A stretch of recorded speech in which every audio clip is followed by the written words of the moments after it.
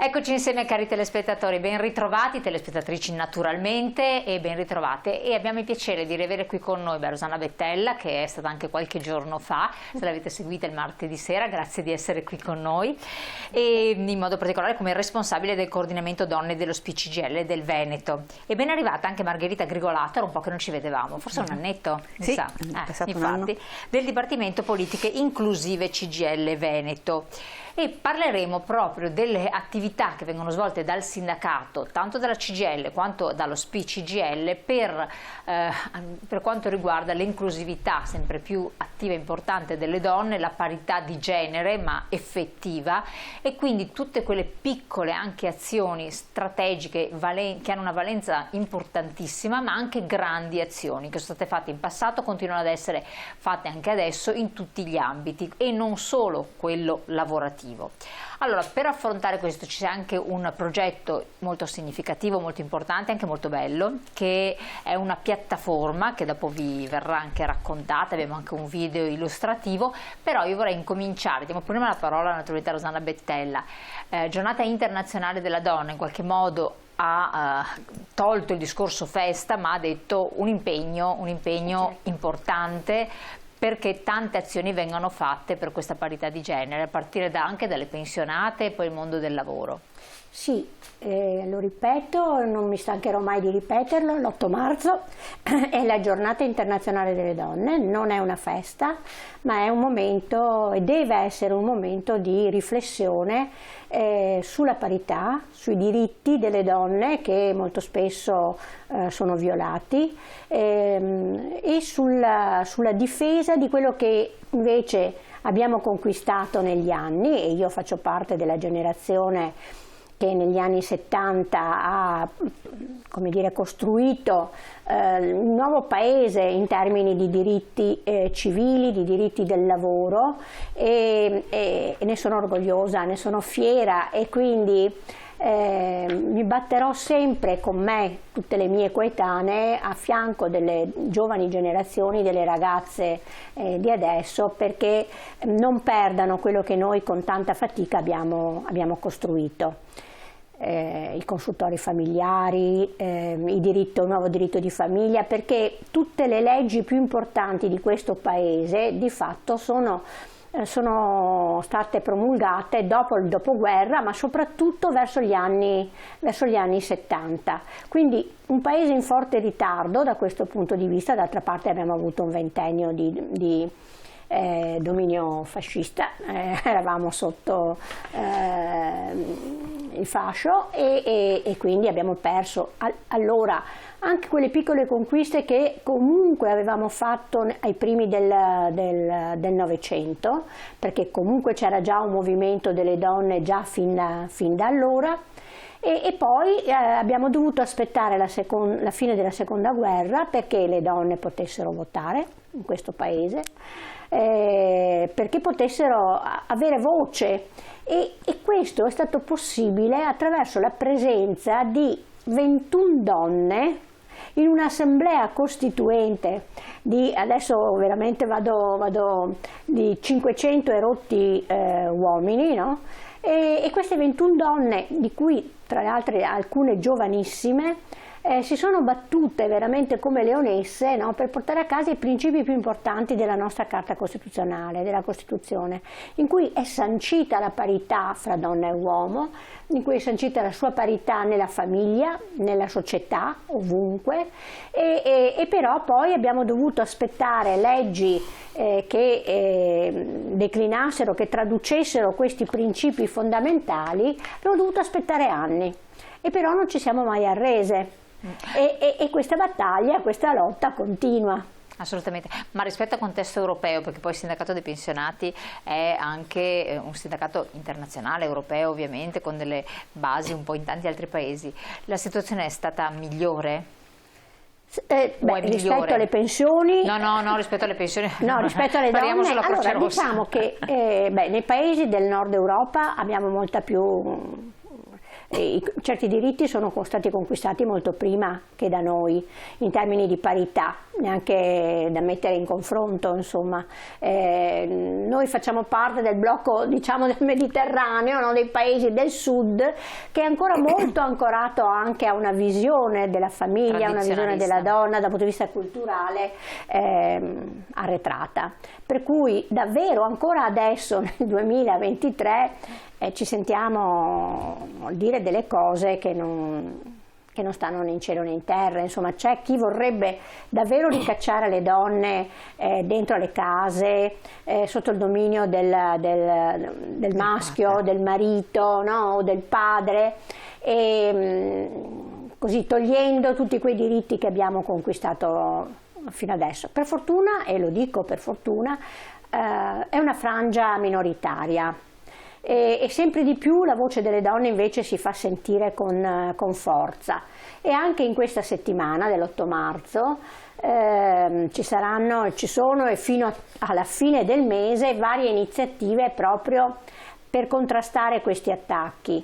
Ricordo, già domani c'è un presidio a Padova alle 11 in difesa della legge 194, che è la legge sull'aborto, no? Quindi sul diritto dell'autodeterminazione della donna, in questa scelta che non è una scelta semplice, non è una scelta facile, ma è sempre una scelta drammatica. Vediamo anche delle slide quindi domani un presidio, ma poi ci saranno anche altre iniziative, ci sono incontri sui consultori familiari durante questo mese nei vari territori, a Venezia, a Vicenza, a Verona, insomma un po' dappertutto. È davvero per quanto riguarda la nostra organizzazione, sia come SPI che come CGIL, tantissime iniziative.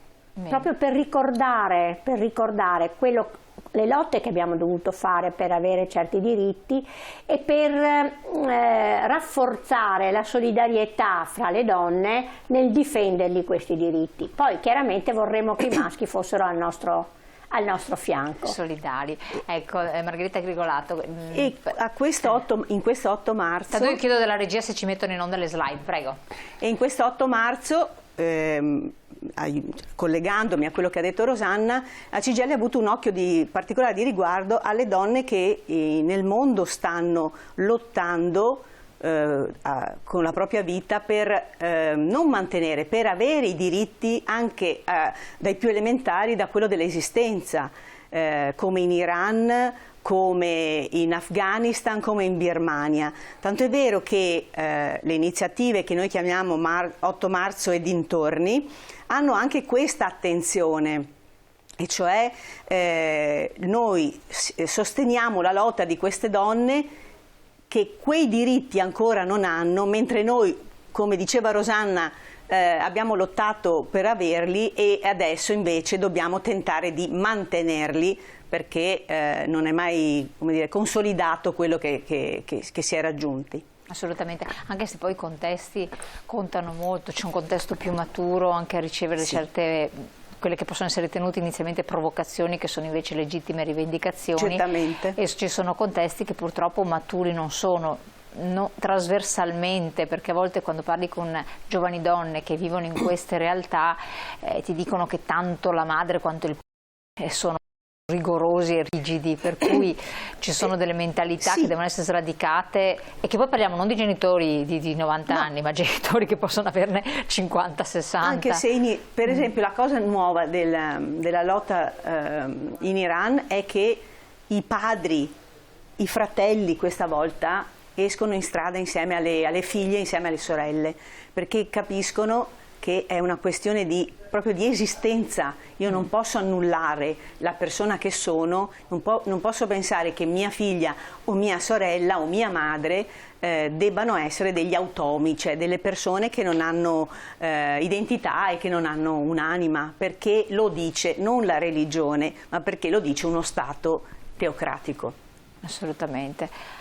Beh, di fatto però la religione è stato un profondo condizionamento trasversale un po' ovunque, con degli estremismi difficili. Sì, appunto, perché non è la religione ma è l'estremizzazione esatto, del credo, dei precetti. Perché se fosse per quello che c'è scritto nel Corano, l'Iran è fuori legge.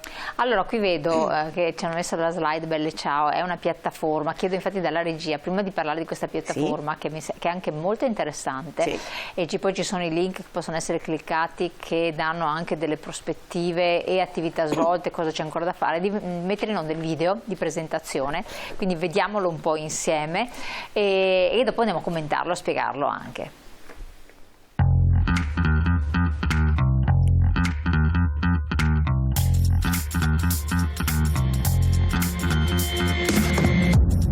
Il movimento delle donne nel nostro paese ha sempre visto la CGIL impegnata e attiva per i diritti di tutte e di ciascuna. 5 anni fa è iniziato un nuovo viaggio, un percorso tracciato da tante donne che hanno deciso di mettersi in cammino, spinte dalla volontà di cambiare lo stato delle cose. Belle Ciao è nata proprio per questo. Per non rassegnarsi all'idea di un paese che discrimina, che divide, che tollera molestie e violenze, che non è in grado di valorizzare l'intelligenza e la capacità delle donne, che non supporta chi è in difficoltà. La piattaforma Belle Ciao è lo strumento con il quale la CGIL può migliorare la condizione delle donne. Per un lavoro di qualità, stabile, con le giuste tutele ed equamente retribuito. Per migliorare le condizioni di accesso alle pensioni e renderle adeguate ad una vita dignitosa.